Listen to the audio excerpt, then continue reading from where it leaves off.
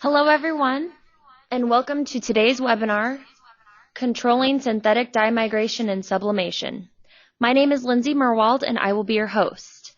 I work on the marketing team here at NASDAR Source One, and I'm very excited to be a part of today's webinar.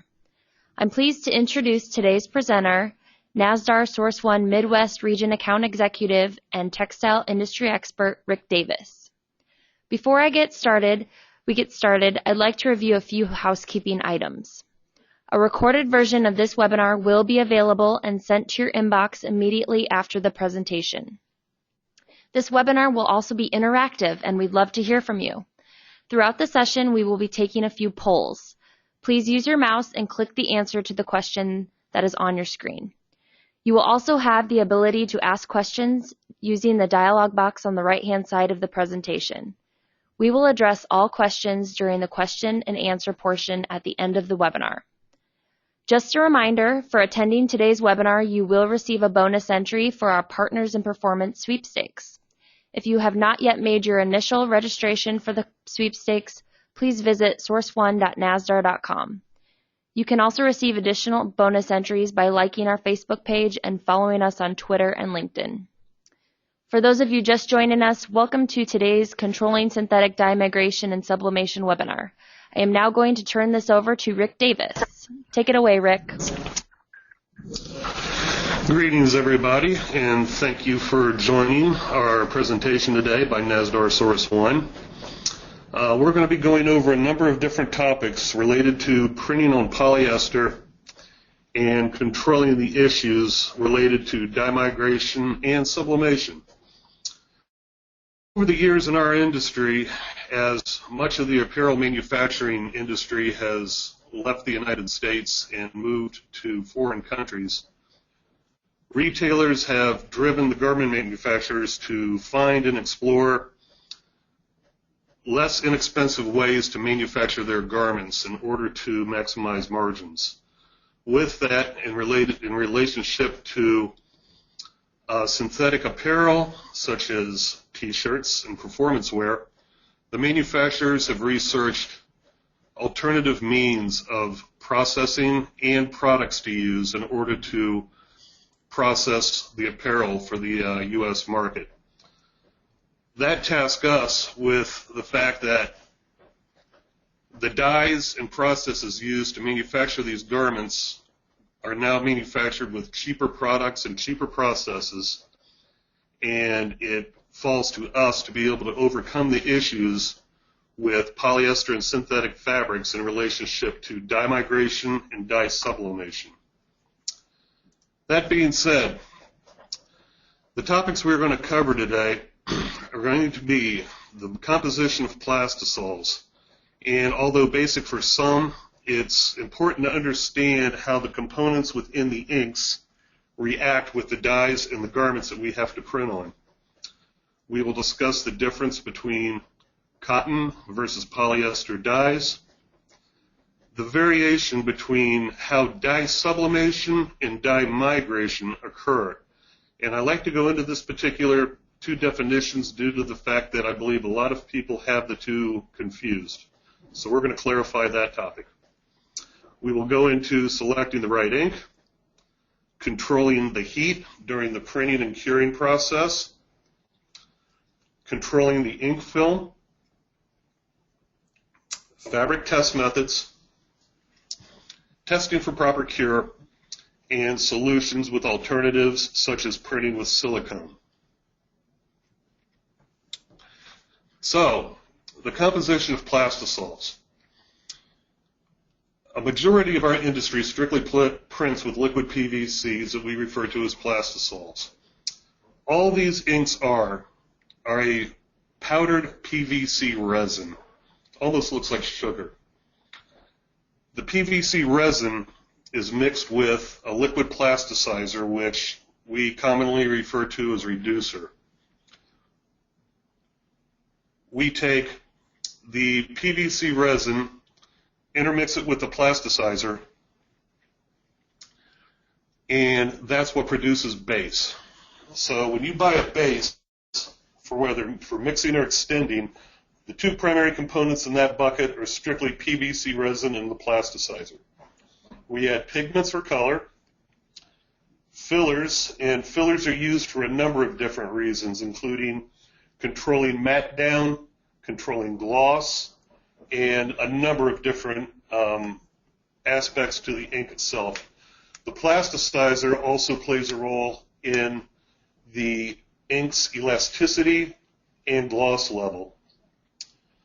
Modifiers that can be added to plastisols include reducers, plasticizers, soft hand additives, and special effect additives.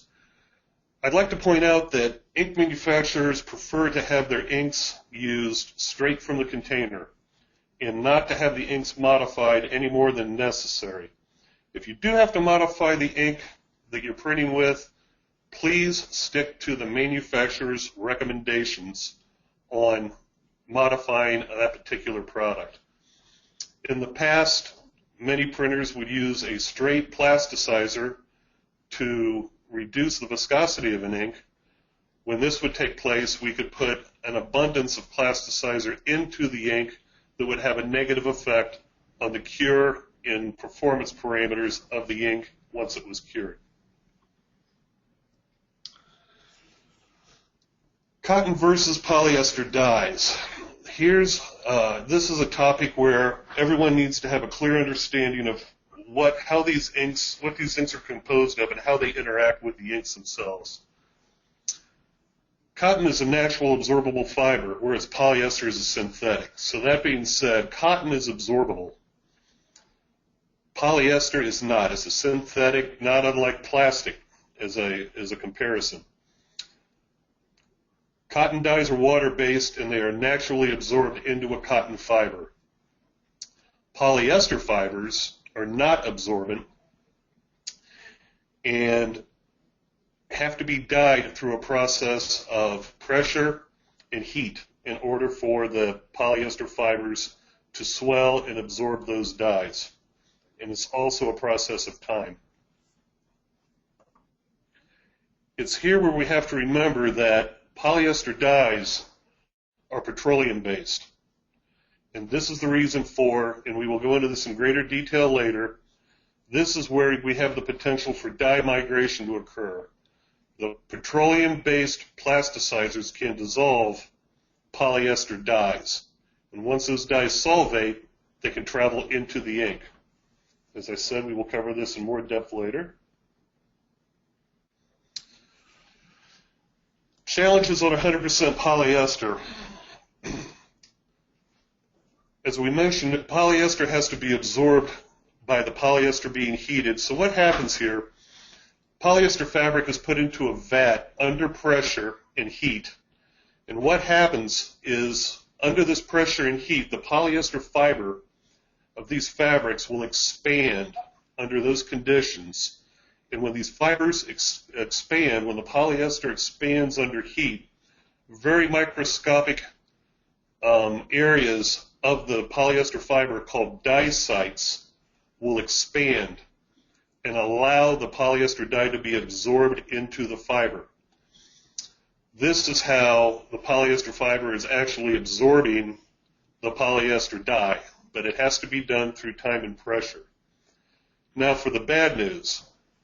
There are basically three different qualities of polyester dyes that are used in the polyester dyeing process.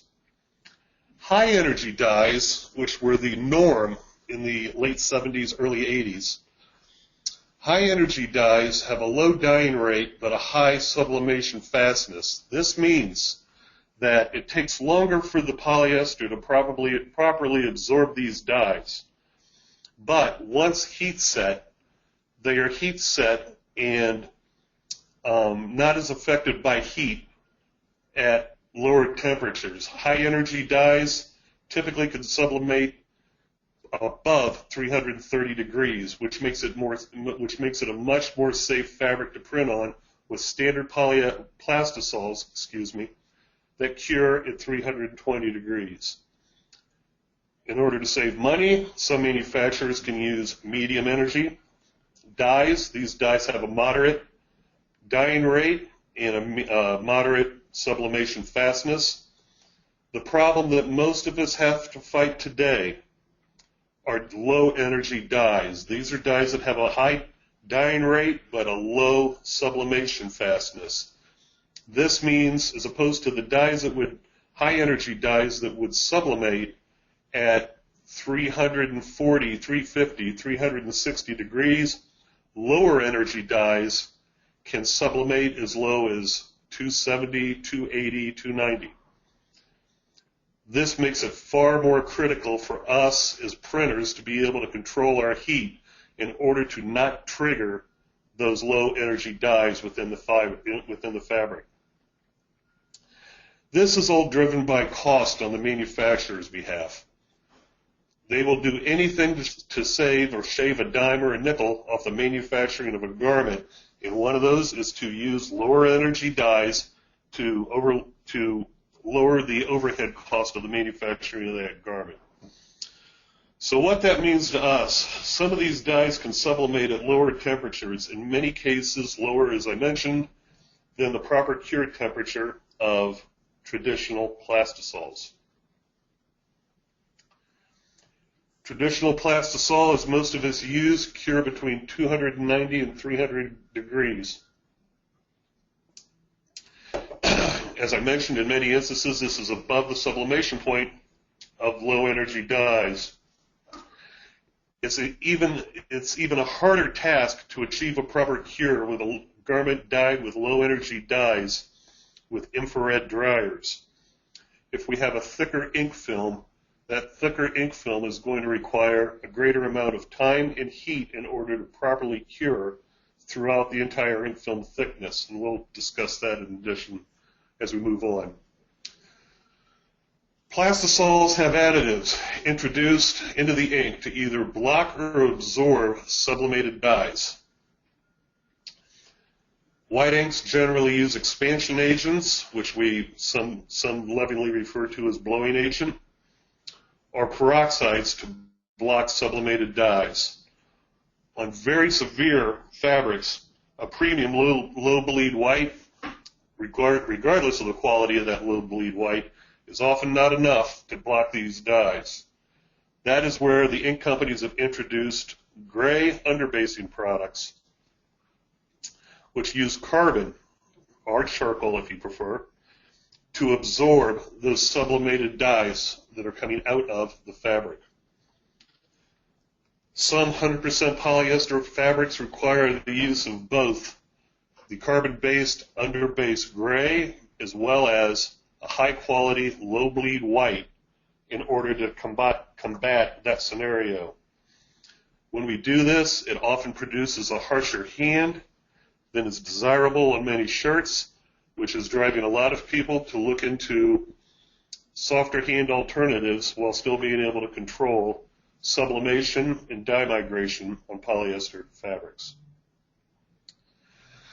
The critical cure points that I like to point out here is, as previously mentioned, high energy dyes can sublimate as low as, or as high as 360 degrees. Low energy dyes can cure or sublimate, low energy dyes can sublimate as low as 280 degrees. If we're curing at 320 and we're working with a fabric that was dyed with a low energy dye that that could possibly sublimate at 280 to 290 degrees, we're already fighting a losing battle. Because if we have to cure at 320, we know for a fact those dyes are going to release into the ink film. And we are going to go into the effects of the dyes being released into the ink film as we move on. Here on this chart, I'm showing the two critical temperatures in relationship to plastisol. Many printers, the issue that plagues many printers in relationship to printing on polyester is that we're exposed too much heat to the fabric, i.e. we're printing, flashing, curing too hot. Standard plastisols cure at 290 to 320 degrees.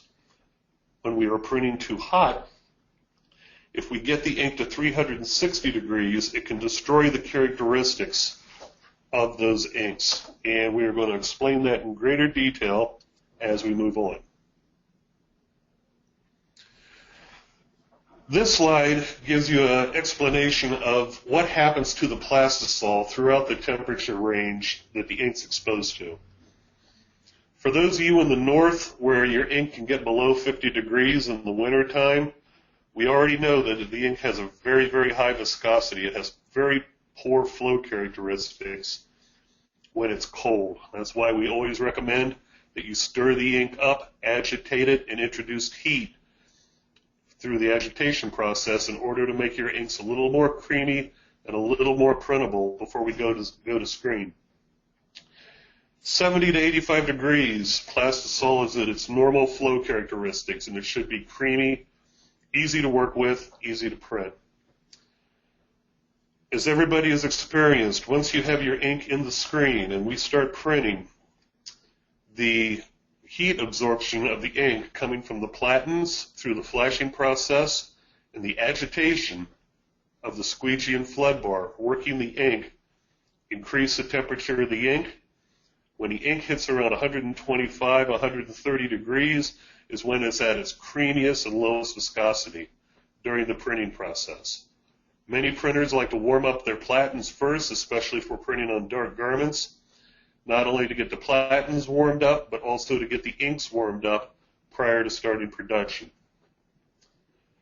180 degrees is a point at which the ink is gelled. Now, different plastisols gel at different temperatures, depending on their resin plasticizer balance.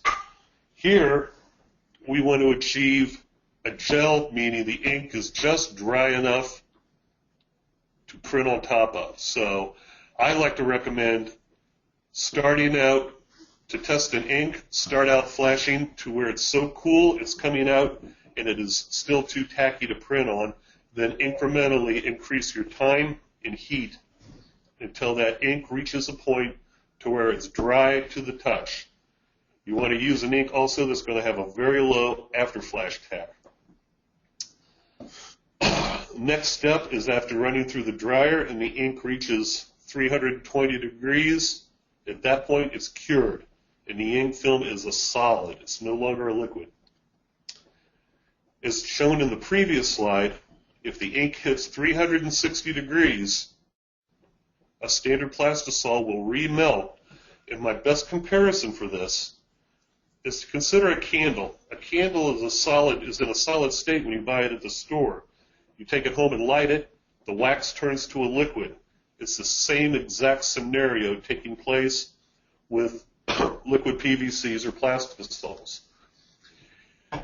If we run too hot and the ink film reaches 360 degrees, we can typically destroy the performance characteristics of the ink, meaning it will lose its elasticity, it will lose its durability, and its washability.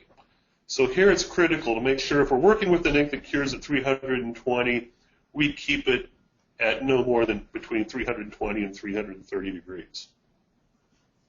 We will find as we move on that temperature plays the most critical role in this entire process. With that being said, we are going to take a quick 30-second break for a survey on your fabric content. So if everybody please fill that out, we'll pick back up in 30 seconds.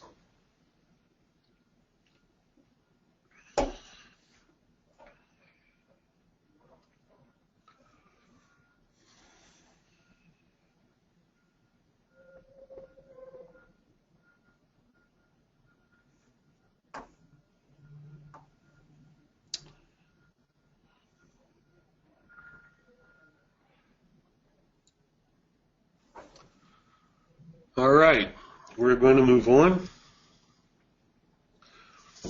Our results we have got from our survey. 31% of our audience prints on 100% cotton. Cotton poly blends, 42%.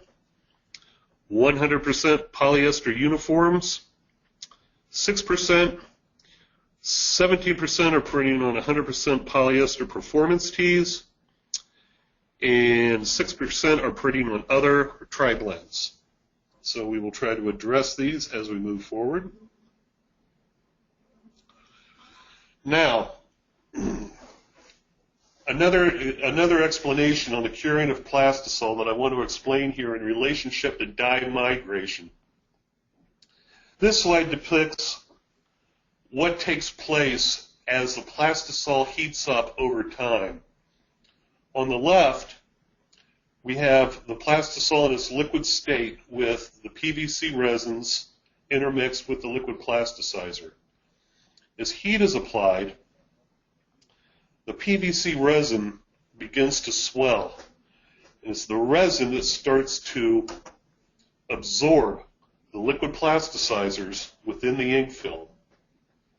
This is at about 120, 130 degrees.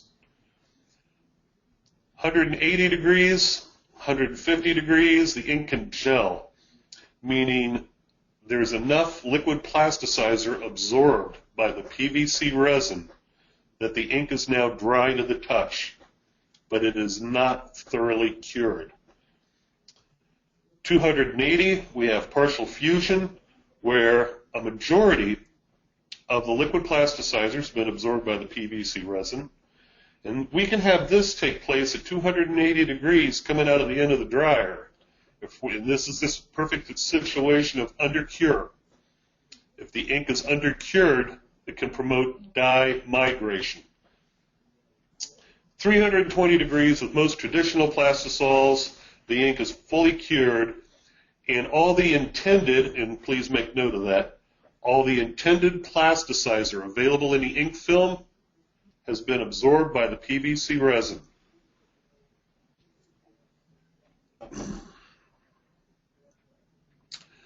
I want to reiterate something here. On the fully cured state of the ink film, although I state that all the available plasticizer has been absorbed by the PVC resin, keep in mind that your ink film still has plasticizer molecules throughout the cured ink film that are still available. It's these molecules, it's these residual plasticizer components that allow for the ink film to have durability, good elongation, and good washability.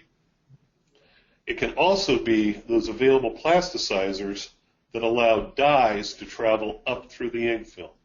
And we are going to go right into that. Now, to clarify the difference between dye sublimation and dye migration. They are two completely different, although interactive, scenarios. Dye sublimation, excuse me. Dye sublimation takes place when we expose enough heat to the fabric to sublime the dyes. And just by sublime, I mean turning the polyester dyes in the fabric to a gas. Sublimation means to strictly turn a compound from a solid into a gas. Once that happens, these dyes are released from the fabric. When the dyes are released from the fabric into the ink film, they can travel through the ink film through the available plasticizer network and then migrate to the surface. The key here, depending on the fabric we're printing on and the ink we're laying on top, is to ensure that the fabric does not reach the point to where those dyes are going to sublimate. Later in this presentation, we're going to go over how to test and determine at what particular temperature your fabric can possibly sublimate at. Although this says 360 degrees, that would definitely be for a high energy dye. Lower energy dyes, as previously mentioned, can sublimate as low as 270, 280 degrees. So, dye sublimation is excessive heat turning the dyes in the fabric to a gas. I want to expand on this briefly on a fallacy when it comes to printing on 50/50s and specifically 50/50 fleece. There are people that like to run their 50/50s through a dryer in order to burn off the residual dyes on the surface of the fibers or in the polyester to minimize the potential for dye sublimation and dye migration. The theory here is that when we heat the fabric to the sublimation point and we release the dyes from the fabric, they're magically going to whisk themselves out the exhaust port of the dryer. In actuality, the dyes will release from the fabric and turn right around and attach themselves to the surface of the polyester cotton fabric and just wait for the ink to come and get them. You're actually promoting the potential for problems by exposing the fabric to excessive heat. The key here is to minimize the heat that the fabric's exposed to. So, dye sublimation. Dye migration, completely different animal. Dye migration takes place when the ink on the fabric, on a polyester fabric, what will take place here is that the plasticizers in the ink film will solvate or dissolve the polyester dyes within the fabric. Once those dyes reach or solvated and dissolved into the ink film, they're going to start to climb and work their way up. This is where we have to have a high-quality, bleed-resistant dye, or potentially an underbase gray, to combat those dyes from traveling through the ink film. Now, completely two different scenarios, migration and sublimation. That's not to say that when a dye is sublimated, if we get a fabric too hot, and one of my favorite scenarios is 50/50 fleece, if we have a fabric that is too hot and the dyes sublimate into the ink film, it can still look fine for now, but over time, once those dyes are released into the ink film, they can migrate to the surface.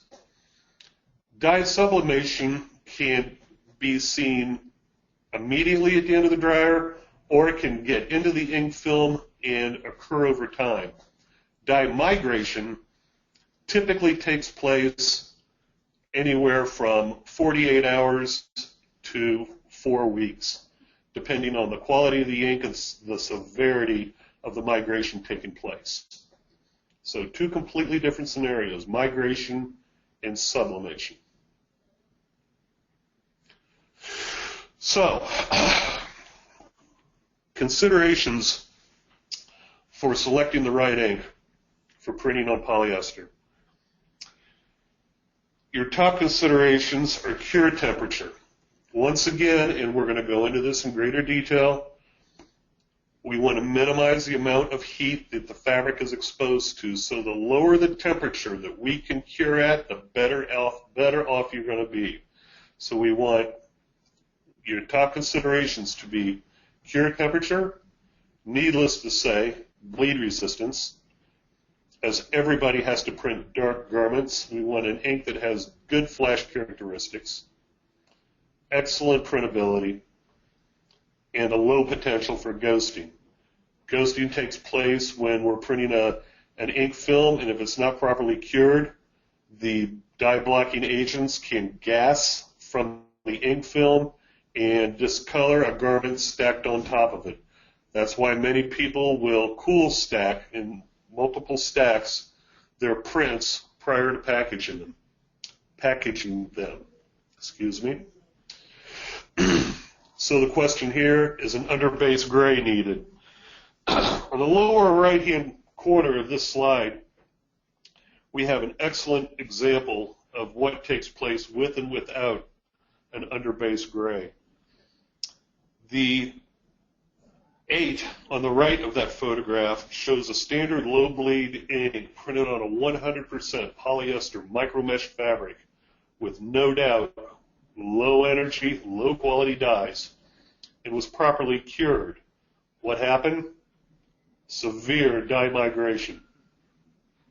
On the left, we have a low bleed, high opacity white that has been printed on top of an underbase gray. With the, not only do we have the dye blocking agents of the low bleed ink, but we have the carbon-based underbase gray as an insurance policy to help back up the performance of that low bleed white.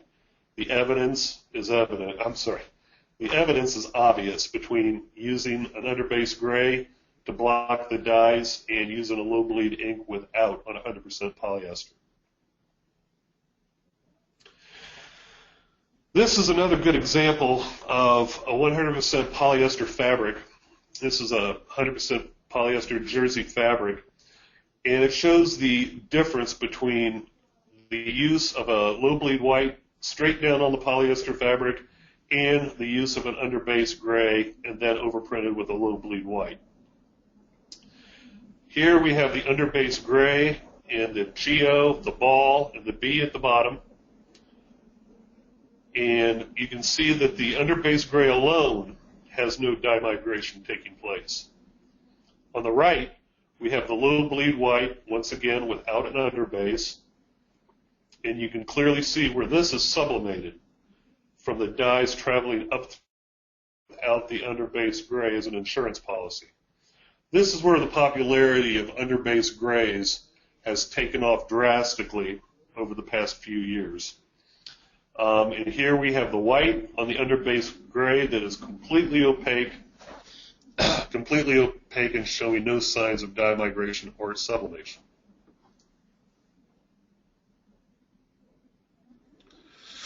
In considerations, this is what I consider to be one of the more important slides, although not pretty, one of the most important slides of this presentation.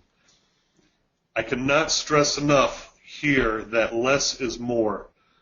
There are philosophies that the more bleed-resistant ink I put on a bad bleeding fabric, the better off I'm going to be. Thicker ink films require, as I mentioned earlier, hotter flash temperatures and greater cure temperatures and times in order to properly cure that thick ink film. I contend that less is more. What we want to do is put as little ink as possible on the surface of that fabric, because a thinner ink film is going to flash faster, we can flash cooler, and we don't need to expose the fabric to as much heat to properly cure the ink film going through the dryer.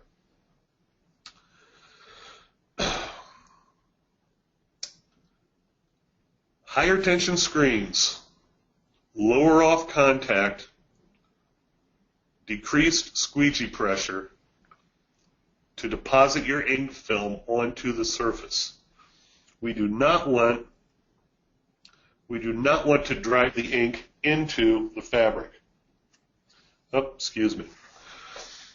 So here's where I also like to explain the term fabric ink interface. Consider this. The less ink we have in contact, let's say we're printing on a 50-50, a red 50-50 fleece. The less ink we have in contact with the physical fabric, the less potential we have for the ink in contact with the fabric to solvate polyester dyes and allow those dyes to travel through the ink film.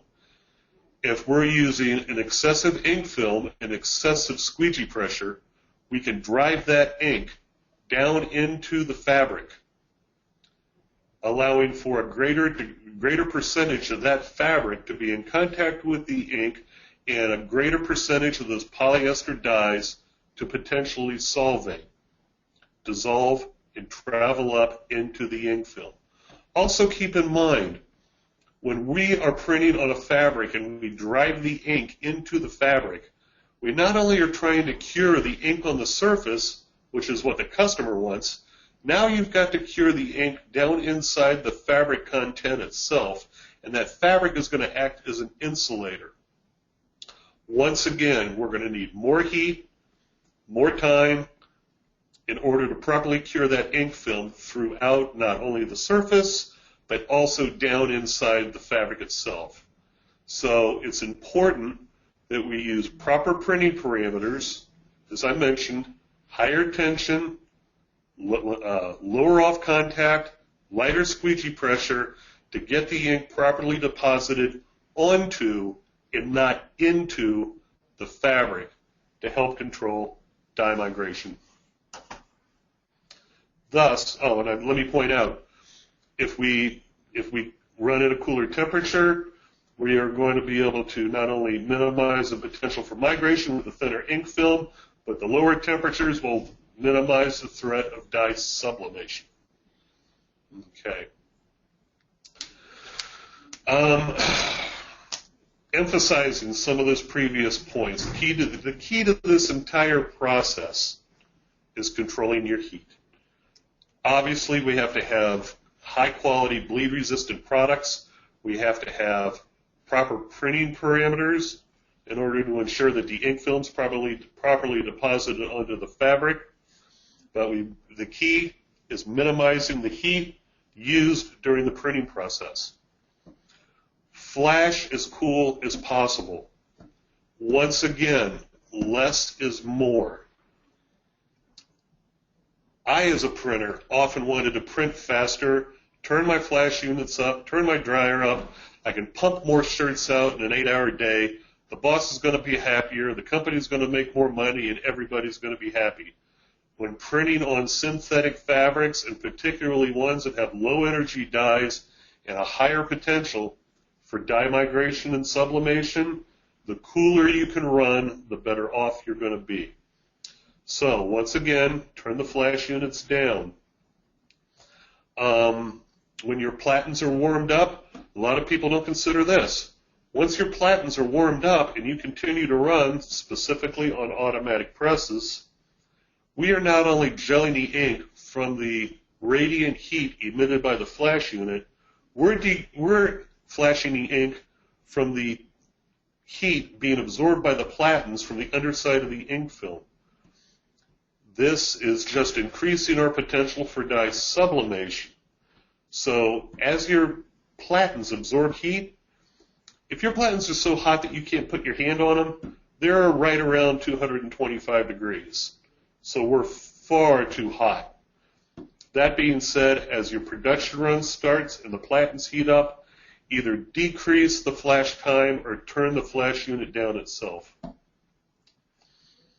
Also, from the standpoint of controlling heat, if you're running on an automatic or a manual press, and we have an excessive amount of heat built up in the platens themselves, you have to consider the temperature of the ink going into the dryer. If you recall, when you set your dryer up and calibrated it,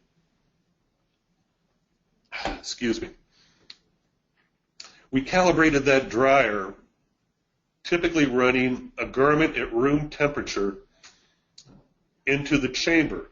And we are setting that chamber to bring the ink film from room temperature up to 320 degrees. Now, if that's where the dryer is currently set to bring an ink from 85 degrees to 320, consider what's going to happen if we're putting the ink film into the dryer and it's already 110, 120 degrees. Now the dryer, set to bring it up to 320, can easily bring it up to 360. So it's important to consider the temperature of the ink going into the dryer. If you're going to utilize, and I highly recommend working with bleed-resistant products that cure at lower temperatures, look at the possibility of turning your dryer down. And I know this is a variable that irritates most printers because very few people are willing to alter the settings on their dryers. But when it comes to printing on synthetic fabrics, you're going to have to determine what settings on your dryer are needed to ensure that the ink reaches either 320, 290, 250, depending on the ink you're working with. If you're working with a standard plastisol on a 50-50 garment that cures at 320, you have to ensure that the ink does not surpass 350 degrees.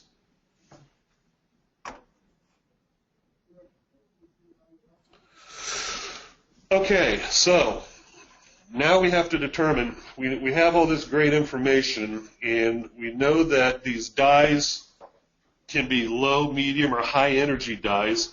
We know the dyes that can sublime anywhere between 270 to 360.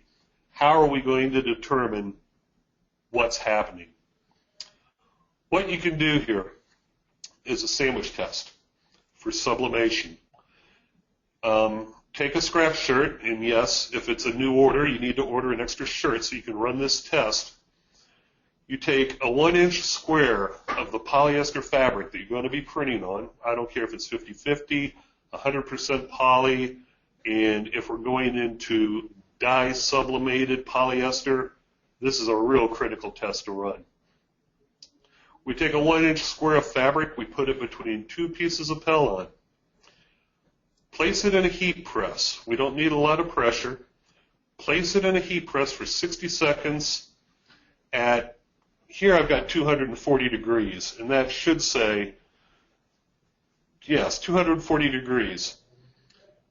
Put it in the heat press for 60 seconds at 240 degrees. After 60 seconds, take the sandwich of Pellon and fabric out of the heat press and pull it apart. Pull it apart and inspect the Pellon. If any dyes have released at 240 degrees, you will see where they've transferred from the piece of polyester fabric, and they will gas into the Pellon. Now, if you've got a fabric that is sublimating at 240 degrees, you're in real trouble. Typically, you're not going to find anything that's going to sublimate below 270. I suggest 240 as a starting point, just to ensure you're not going to have excessive problems. So after we've inspected that piece of Pellon for any potential sublimated dyes, and there's negative results, turn the heat press up 10 degrees and repeat the test. 250, negative results. 260, negative results. 270, we separate it, and now we can see the dyes have turned into a gas, and it'll appear as a ghost image in the Pellon. So now we know that we've got a fabric with dyes, lower quality dyes, that are going to sublime at 270 degrees. So now you know you're going to have an ink that cures as low as 270. This might not happen till 290. It might not happen on your fabric till 300. Fabric manufacturers, the quality of the dyes, and the dyeing processes utilized by the individual manufacturers vary from country to country, plant to plant. But it's important to run this test so you have an understanding of what temperature these dyes react at. That is in regards to sublimation. Now, to test for dye migration, we can take and repeat the same test, except here we're going to take a 1-inch square piece of the fabric, and we're going to put a couple of drops of reducer onto the fabric in between the two sandwich pieces of Pellon. Place it in the heat press for 60 seconds, set it for 200 degrees, and let it sit for 60 seconds, open the heat press. This will accelerate any solvation of the polyester dyes by the reducer, and if there are residual dyes in the fabric, they will then bleed or migrate into the Pellon. That tells you that you've got a residual dye content, and dye migration could be an issue.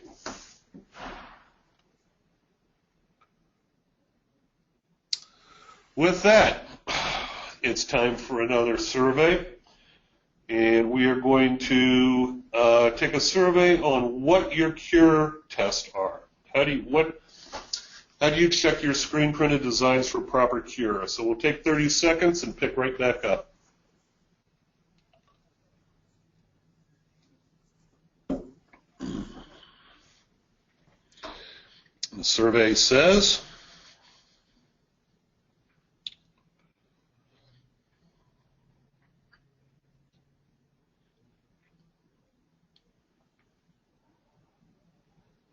now that's coming up. Here we go. 19% of our participants use heat strips. 54% are using non-contact pyrometers. 16% use donut probes. 11% wash test, and 16 do not. So with that, we are going to go right into the different methods. Obviously, we have a large number of people using heat tapes. I want to point out that everything that I'm going to review here from temperature testing methods are all excellent quality control tools once you've established the proper cure temperature for the inks that you're printing in your dryer. But that being said, thermotapes. We peel a piece of tape off, put it on the surface of the garment, run it through the dryer, and of course the heat tape changes color to indicate how hot the heat tape's getting as it goes through the dryer. I have also in the past used a heat tape. I like to put a heat tape on the inside of the shirt to see what temperature the inside of the garment's getting to, just as an insurance policy. Non-contact pyrometers are excellent control tools. Most shops have them. Many shops use them on a regular basis to determine that there haven't been any fluctuations in the dryer from a day-to-day standpoint. And you get a good indication of the ink temperature as it comes out the exit end of the chamber. Donut probes. Donut probes allow for you to actually measure the temperature of the ink itself going through the dryer. Now, once again, all three are excellent quality control tools.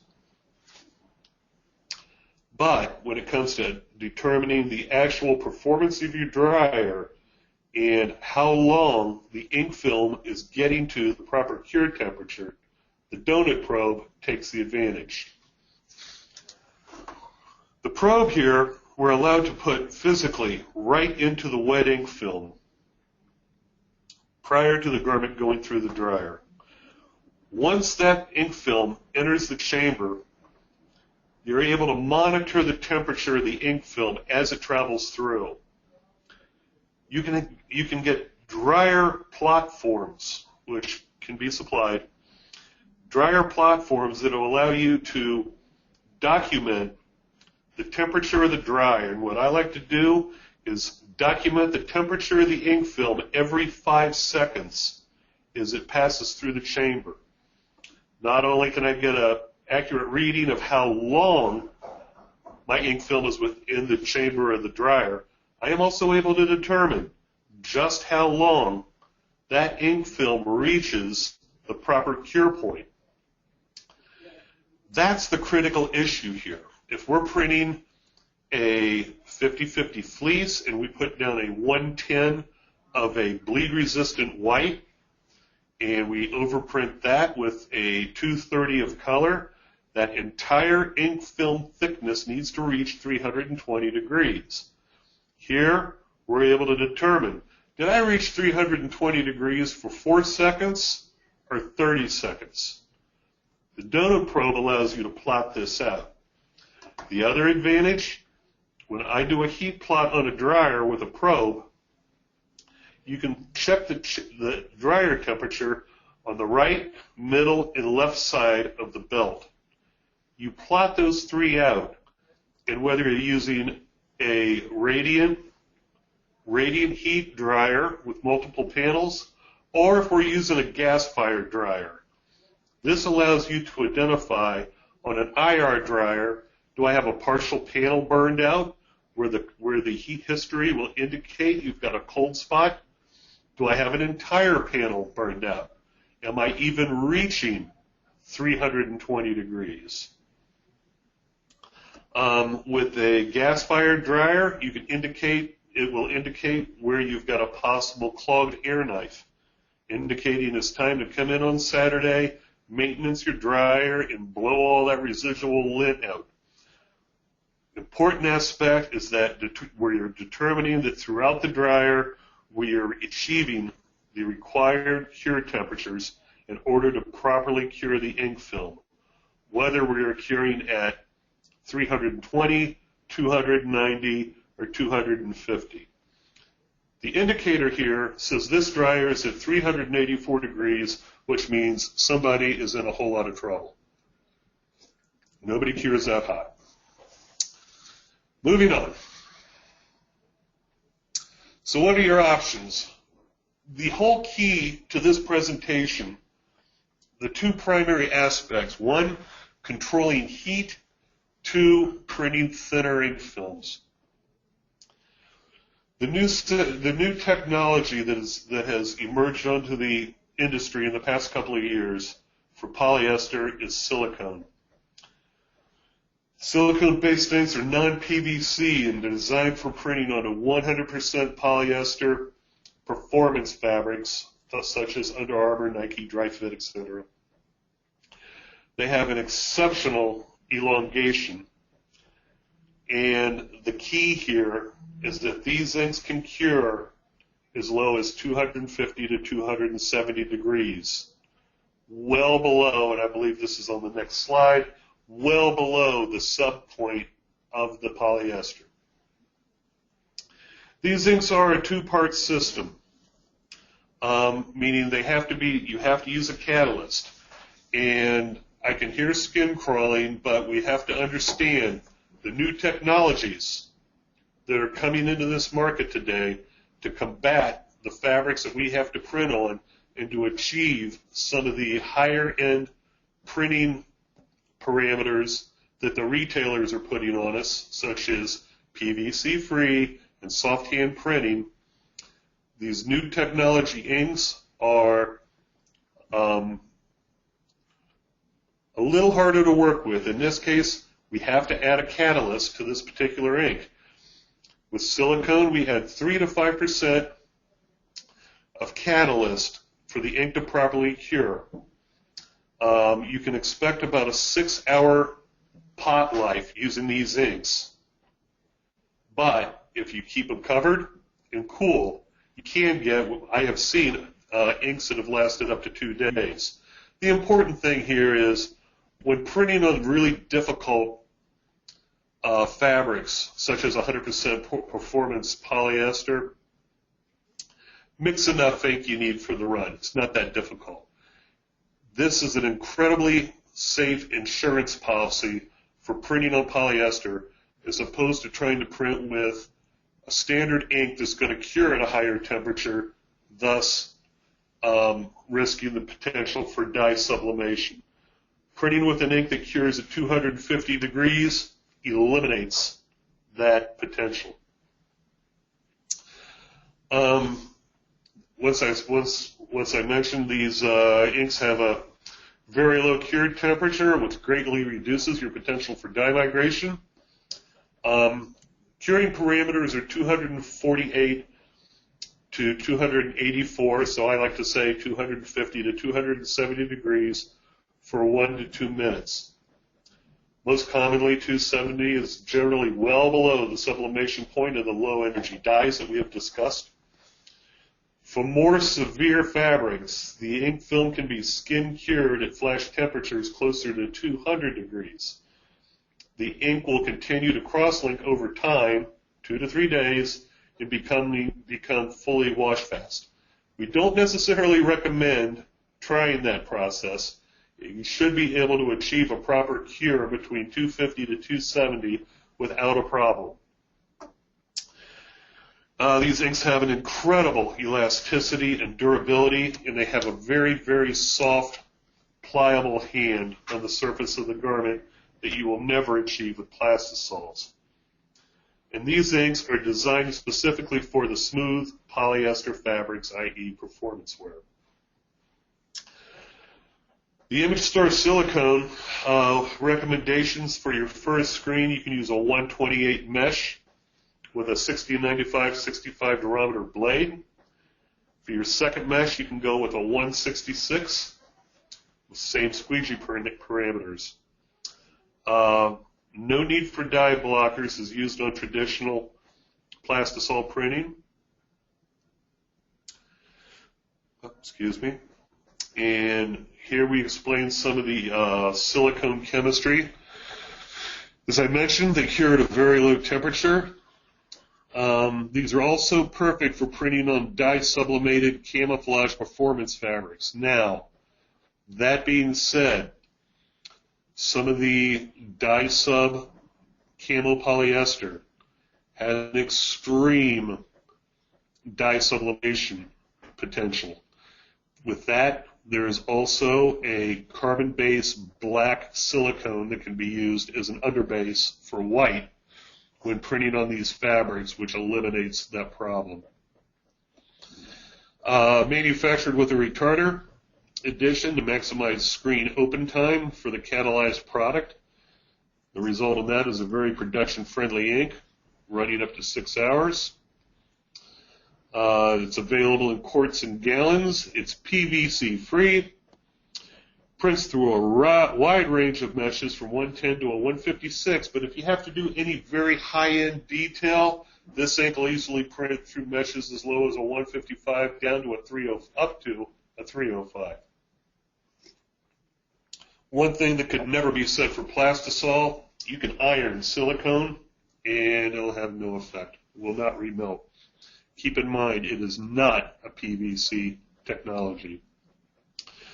And once again, it offers a matte finish, very low tack feel, has very little resemblance to plastisol in the finished garment, and once again with excellent elongation and durability characteristics. So, with that being said, I hope I didn't leave too many voids throughout this topic. I am going to now hand this over to Lindsay, who is going to administrate the question and answer session. All right, Lindsay, we're back. Thank you, Rick. We have a couple questions here. The first one being, are gas dryers, forced hot air, better for curing inks on polyester as compared to electric, and why? Forced air dryers, yes, are better for curing plastisols than an IR dryer due to the fact that we're using hot air as opposed to radiant heat. Forced air dryers have a greater degree of control over the actual heat exposure to the ink and the fabric, whereas in a radiant heat dryer, in a radiant IR panel dryer, those panels are either kicked on to 100% or kicked off. So you've got a temperature fluctuation of, the max temperature to, the units turning on and off in order to maintain a constant temperature. But bottom line, yes, forced air dryers, gas forced air dryers are more efficient and are better for controlling your overall heat exposure and controlling the heat that the ink film in the fabrics is exposed to. Okay. All right, next question. Someone says, I printed shirts, they looked fine, and I shipped them. My customer opened them 2 days later and they had bled. Is there a certain amount of time where you can feel comfortable that the ink will not bleed? Is there a certain amount of time that we can feel comfortable that the ink has not bled? I'm sorry to say the answer to that is no. By migration, if an ink film is undercured, if an ink film is potentially slightly undercured, the dye migration can take place in as little as 8 hours to 4 or 5 weeks. Obviously, we as printers cannot sit on an order for 5 weeks, and what client's going to wait for them? So the short answer to that is no.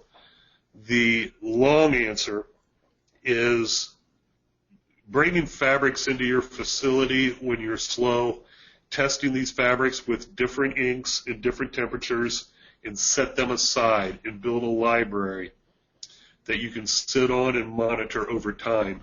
And if you have a particular fabric that has bled, you're going to know that that process, that mesh combination, those inks and those drying parameters were not successful. For the prints that are executed in the testing process and do not bleed over a 2 to 3, 4 week period of time, you should be feel pretty safe to go. Easy for me to say sitting here at a desk when I'm not in the shop with orders that have to go out the door. I hate to say it, but everybody needs to make the time, and that's what I say Saturdays are for. Easy again to say. We have to make the time to go into our facilities and test these fabrics with our products and our parameters and set them aside to determine how they're going to perform. Back to you. Okay. Referring to the slide on selecting the right white, is the white ink the same in both examples? Just the gray is different? I believe the white is the same white in both products. Yes. Okay, next question. What is the optimal flash temperature for a bleed-resistant white ink? The flash temperature for a bleed-resistant white ink, that is a multifaceted answer. A, every ink flashes at a different set of parameters. The things you need to consider are the flash points of the ink. There you can check your product information bulletins supplied by your manufacturer to see what they recommend for the flashing temperature of that ink. Second, you can check with your equipment manufacturer and find out what the optimum distance is for your flash unit based on the wavelength of that unit to properly flash the ink film. You can also conduct your own testing with time, distance, and if you have a flash unit that has temperature settings, different settings to determine what the optimum point is. As I mentioned during the presentation, we want the ink film to be dry enough to be dry to the touch. We do not want to overcure it. If we run too hot and you overcure an underbase, you will destroy what's called the intercoat adhesion characteristics. You've got to keep in mind we have to put another wet ink on top of that underbase, and when they go through the dryer, the two need to cure. If we flash too hot, we absorb all the available plasticizers in the underbase by the resin, and the overprint will not properly cure or not properly fuse to the underbase, resulting in poor washability. Short answer, read your product information bulletin from your ink manufacturer, read the information supplied by the equipment manufacturer on the flash unit, and once again, in-house testing. Someone asks, can you flash below 350 degrees? Absolutely. Now, that being said, many people have their flash units set at 1,000 degrees. The actual temperature of the flash unit is irrelevant. The critical aspect is what temperature is the ink reaching on the fabric. This is where, and I'm going to lean in this case towards the non-contact pyrometer, the ray gun, to be able to monitor the temperature of the ink when it comes out from under the flash unit. So yes, you never want to flash. You do not want your underbases to reach, depending on the ink, please. You do not want your underbases to reach temperatures outside of, say, 220 for a low fusion ink to, you do not want to go above 280. So somewhere in those windows. Okay? All right, we have a few more questions here. Is there No a way problem. to use low mesh count screens to cover polyester prints, as in plaid sublimated polyester?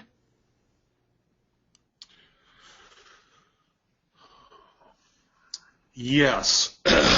I don't know what this particular participants' parameters are for lower mesh.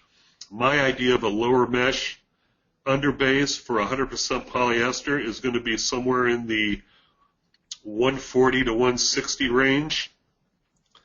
Most people like to use a 125. You can go that fine in here if you're going to be printing with a fabric that sublimates like he said, a sublimated plaid. You're almost certainly going to want to utilize the silicone technology that cures at 250. The sublimated dyes in these dye sub fabrics are extremely sensitive to heat. I also recommend cutting a square out of a shirt and doing the heat test sublimation heat test with your heat press to determine just how low are those dyes going to release. Okay, you mentioned ironing. On basketball jerseys, can I heat press numbers on 100% poly printed with the image star at 330 for 8 seconds safely? Other vinyls run 305 for 15 seconds. With Plastisol, I use silicone baking sheet over the ink. I'm sorry, read that again, please, Lindsay. You mentioned ironing. This attendee says that on basketball jerseys, he wants to know if he can heat press numbers on 100% poly printed with the image star at 330 for 8 seconds safely. He says So other we're vinyls referring run to- 305 for 15 seconds. With If we have a Plastisol, he uses a silicone baking sheet over the ink. If the fabric's already been printed with a silicone and he's wanting to add a vinyl number, well, you can heat press a silicone without any negative effects. You cannot put anything on top of a printed silicone. Once the silicone is cured, virtually nothing. It's no different than the surface of a Teflon pan. Nothing will adhere to it. So we cannot print a silicone underbase down and print, say, a low temperature plastisol on top. They are not compatible. If we're going to put a silicone print on and then come back with a vinyl name, you can cover it with a sheet of a silicone transfer sheet and apply the vinyl without having a negative effect on the silicone. All right, 2 more questions here. Are these inks phthalate free? Yes. Oh. I don't believe there are in regards to the silicones. I do not believe they have phthalates in them because this is silicone technology. They are nothing like plastisols.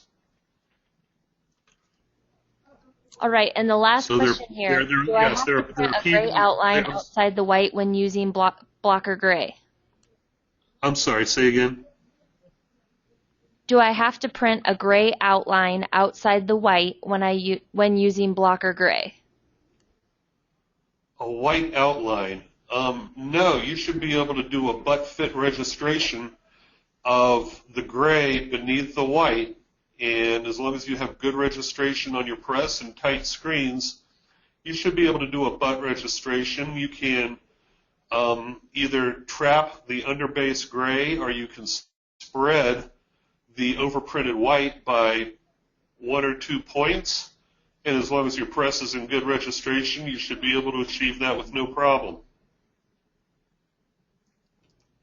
All right, thank you very much, Rick, for presenting and addressing these questions. We also want to thank you all for attending today's webinar. We will send you a link to the webinar recording. You'll receive that in your inbox shortly. Thank you very much, everyone.